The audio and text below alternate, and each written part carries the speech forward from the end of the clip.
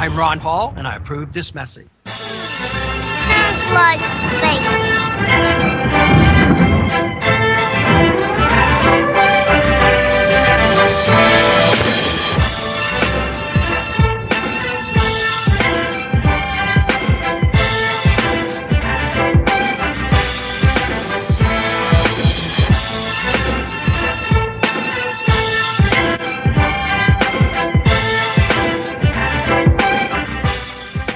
Yo, what's going on, y'all? I want to thank you if you're tuning in today.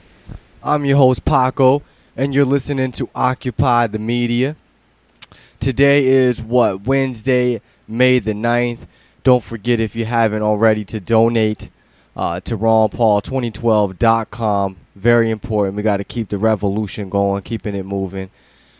Okay, so we got some headlines today. Let's see. I just came across this headline, matter of fact.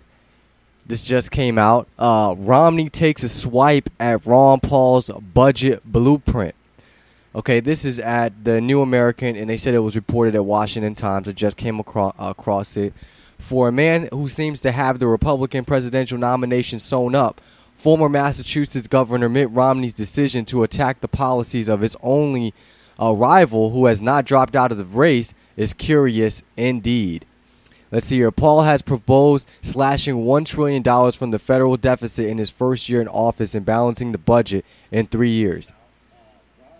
He has argued that much of this deficit reduction could be achieved by ending America's overseas military operations, closing foreign bases, and bringing troops home.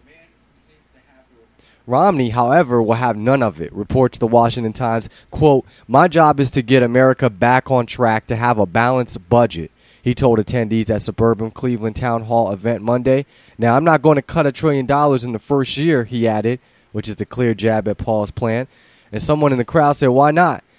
The reason, Romney explained, is taking $1 trillion out of a $15 trillion economy will cause our economy to shrink and will put a lot of people out of work. Now, you're starting to sound like Obama now, Mitt Romney. Starting to sound like a Democrat. You're starting to sound like yourself. Let's see. This, of course, is pure Keynesian economics, the idea that the economy cannot grow without massive government spending. History proves otherwise. And let's see here. Yeah, so you guys can go in and check this out. This is at newamerican.com. And like I said, it was reported at the Washington Times. Let me go and click on that link real quick, see if there's anything else that they may have said. Romney rejects Ron Paul style austerity. This is at Washington Times, where it was from. And let's see. Mr. Paul's plan aimed to cap federal spending at 15.5% of national GDP by 2016 and balance the budget in 3 years. Mr. Romney, meanwhile, has laid out a fiscal plan that aims to cap federal spending at 20% of GDP and bring the budget in balance by 2020. He, however, opposes cuts to military spending, which currently accounts for about 18% of federal outlays. Let's see here. Speaking at a campaign stop last week in Portsmouth, Mr. Romney drove home that point, saying he will add new ships to the U.S. Navy and new aircraft to the Air Force and add 100,000 active duty personnel. And that's why your crowd in Virginia was weak, Mitt Romney. Go and look at it on my YouTube page. It's a weak crowd. Barely got anybody there. Okay, let's see. I did want to jump into Ron Paul's interview in case you missed it, just out, the Kulo report. Let's go ahead and see him. Let's go ahead and speak on that, and I might give my little 2 cents on it. Let's see here. Congressman Ron Paul is not afraid to stir up trouble. He's going to be my special guest in just a moment. But while Rick Santorum came out to endorse Mitt Romney last night, you're about to hear from Ron Paul on why he will not endorse Mitt Romney. Paul still hunting for delegates. But first, he led an Abolish the Fed hearing today on Capitol Hill. And CNBC's Eamon Javers is back with the full story. Hello again, Eamon. Hi, Larry. Well, you know, Barack Obama and Mitt Romney may be in full general campaign mode, but don't forget that Ron Paul is still in this race. And here in Washington, there's been a lot of speculation over the past couple of days of exactly what Ron Paul hopes to accomplish by staying in this race. And one of the things people are really focused on is when will he get a chance to speak at the Republican convention in Florida this summer? Will he get that coveted primetime slot? Clearly, this campaign for Ron Paul is all about projecting his ideas out into the Republican electorate and on TV to the mass media. He continued to do that today with this hearing up on Capitol Hill about the role of the Fed and the dual mandate. And take a look to listen at some of his skeptical comments on Capitol Hill today, Larry.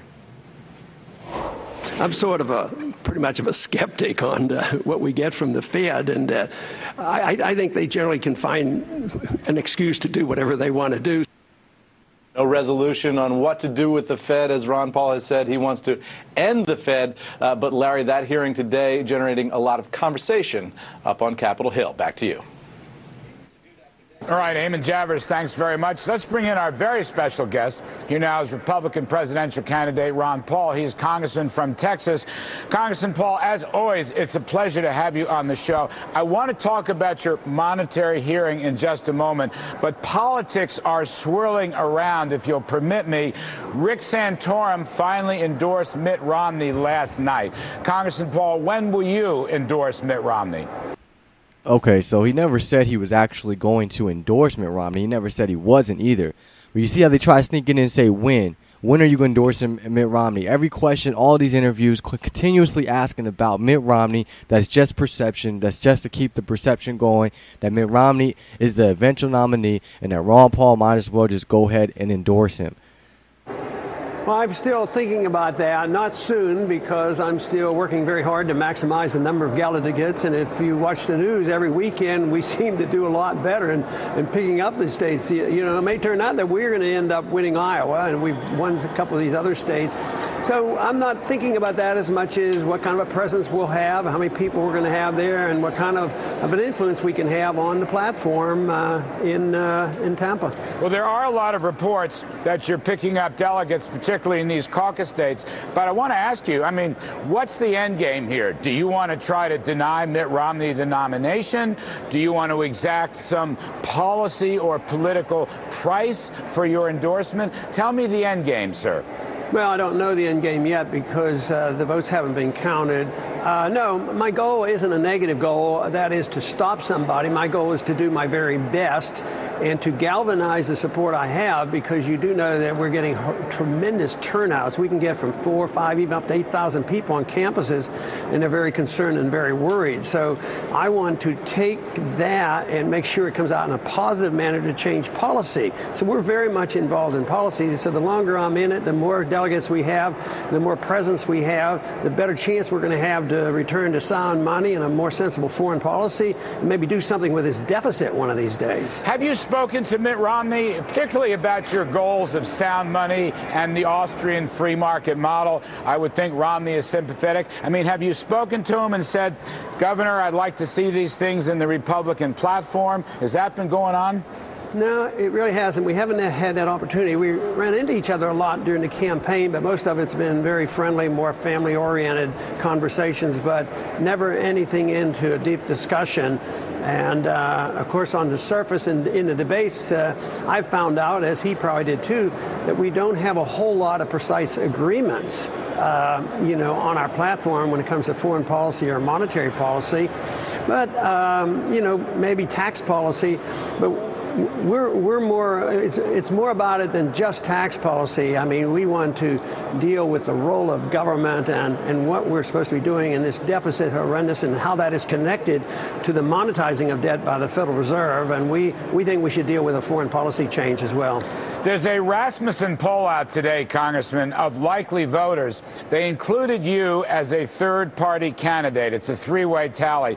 Mitt Romney gets 44%, Barack Obama gets 39%, Ron Paul gets 13%. I ask this question, sir, because in our prior interviews, you have said to me quite plainly that you were not anticipating a third.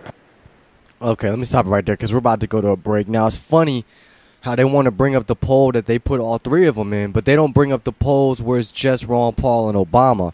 How many times have you seen it's just Romney and Obama that they show? Ron Paul beats Obama when they go head-to-head. Again, that's the perception that Ron Paul can't win. That's what they want. We're going to break. We'll be back.